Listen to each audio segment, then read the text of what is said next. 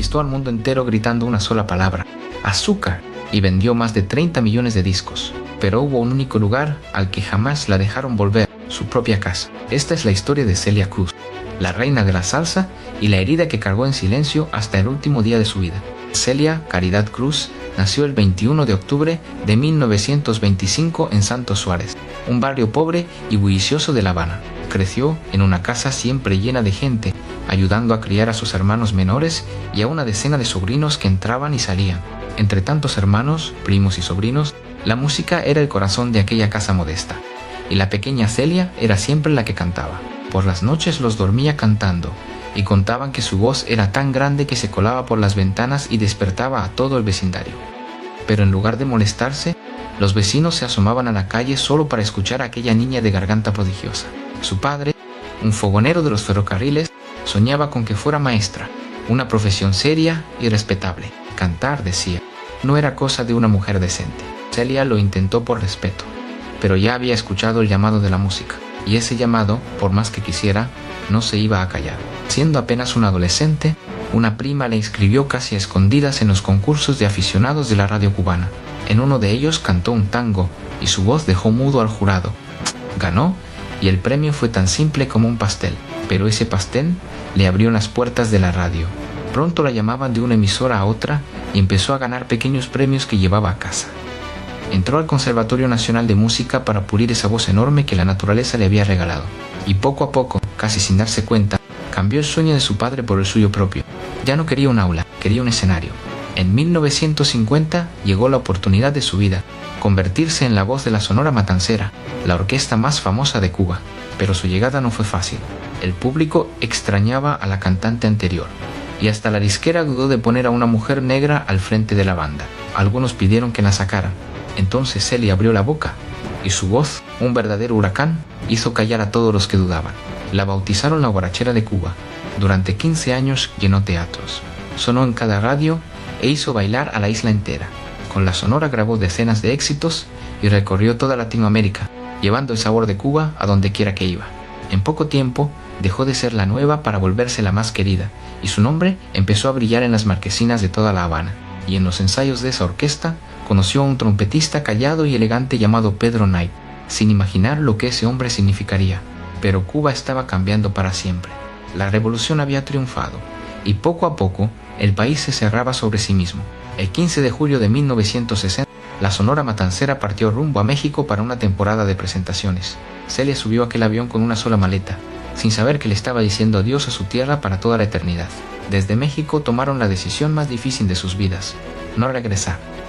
El gobierno de Castro los declaró traidores y les cerró las puertas de la isla. Celia tenía 34 años, una carrera entera por delante y una patria entera quedándose atrás, cada vez más lejos. 2 años después, en 1962, llegó el golpe más cruel. Le avisaron que su madre había muerto en La Habana. Celia suplicó permiso para volver, aunque fuera solo para despedirse y abrazarla una última vez. El gobierno se lo negó. No pudo ir a su entierro, y años más tarde, cuando murió su padre, tampoco la dejaron volver a darle el último adiós. Esa herida no cerró jamás. Desde aquel día juró que no volvería a pisar Cuba mientras Castro siguiera en el poder. En cada concierto cantaba con una sonrisa inmensa, pero quienes la conocían sabían que por dentro llevaba siempre la nostalgia de su isla. Cargaría el peso del exilio el resto de su vida, pero, contra todo pronóstico, decidió transformar ese dolor en su mayor fuerza. En medio de toda esa tristeza, encontró un refugio. En 1962 se casó con Pedro Knight, aquel trompetista de la Sonora. Él tomó una decisión enorme. Colgó su trompeta para dedicarse por completo a ella como su director musical, su manager y su guardián. La llamaba con ternura su cabecita de algodón, y ella decía que él era su brújula y su gran apoyo en medio del torbellino de la fama. Fueron inseparables por más de 40 años, una de las historias de amor más hermosas que ha dado la música latina. Llegaron los años 70 y su carrera, por primera vez, pareció estancarse. El mundo cambiaba y su estilo empezaba a sonar a otra época. Pero entonces estalló algo nuevo en las calles de Nueva York: la salsa, y Celia estaba a punto de convertirse en su reina absoluta. Años antes ya había unido su voz a la del legendario Tito Puente, el rey del timbal, en una amistad musical que duraría décadas. El músico, Johnny Pacheco, creyó en ella y la fichó para el sello Fania. En 1974 grabaron juntos el álbum Celia y Johnny. Fue un terremoto. Canciones como Kimbara y Toro Mata se volvieron himnos de baile en todo el continente. Se unió a las legendarias estrellas de Fania y llenó escenarios por el mundo entero. Por fin, la coronaron la reina de la salsa. Con ellas cantó ante multitudes inmensas, desde el estadio de los Yankees en Nueva York hasta un histórico concierto en el corazón de África.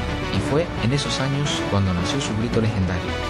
Cuentan que en un restaurante cubano de Miami, un mesero le preguntó si quería el café con o sin azúcar. Celia, incrédula de que a un cubano le preguntaran semejante cosa, soltó: con azúcar, chico. El público lo amó y esa palabra se volvió su sello para siempre.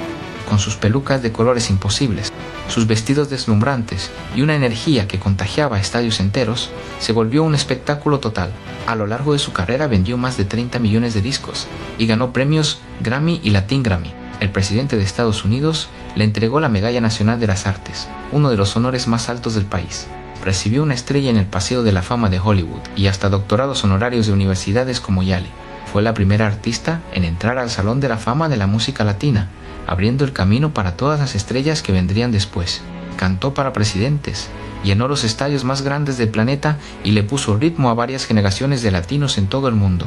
Nunca renegó de sus raíces ni de su acento. Se convirtió en la voz y el orgullo de millones de exiliados que, como ella, soñaban con volver. Y a pesar de toda esa gloria, jamás perdió su cercanía. Regalaba abrazos, consejos y carcajadas a cualquiera que se le acercara. En 2002, en plena cima de su fama, los médicos le dieron una noticia demoledora. Tenía un tumor en el cerebro. Aún así, no se rindió. Reunió fuerzas para grabar su último disco y se despidió con Ríe y Llora, una canción que se volvió un himno a la vida. El 16 de julio de 2003, rodeada de los suyos, la reina de la salsa se apagó para siempre. Su despedida fue digna de una reina. En Miami la velaron en la Torre de la Libertad, el símbolo mismo del exilio cubano. En Nueva York cerraron la Quinta Avenida, un honor reservado a los presidentes, mientras cientos de miles de personas la despedían entre lágrimas. La enterraron en Nueva York, lejos de su isla, pero con un puñado de tierra cubana que había guardado como su mayor tesoro. Su deseo había quedado escrito, que algún día, cuando Cuba fuera libre, pudieran llevarla a descansar para siempre junto a su madre. Ese día todavía no ha llegado, pero el mundo, lejos de olvidarla, la hizo más grande con el paso de los años. El correo de Estados Unidos la inmortalizó en un sello postal y más de 20 años después de su muerte llegó un homenaje aún mayor. Su rostro y su grito de azúcar quedaron grabados en una moneda de 25 centavos. Fue la primera mujer afrolatina en lograrlo. Dicen que su país de adopción terminó dándole el reconocimiento que su propia tierra natal siempre le negó. Celia Cruz conquistó el mundo entero, pero su sueño más sencillo, volver a casa, jamás se cumplió. Y por eso, cada vez que suena su azúcar, su voz sigue siendo el grito de libertad de todo un pueblo. Sígueme para más historias detrás de la fama.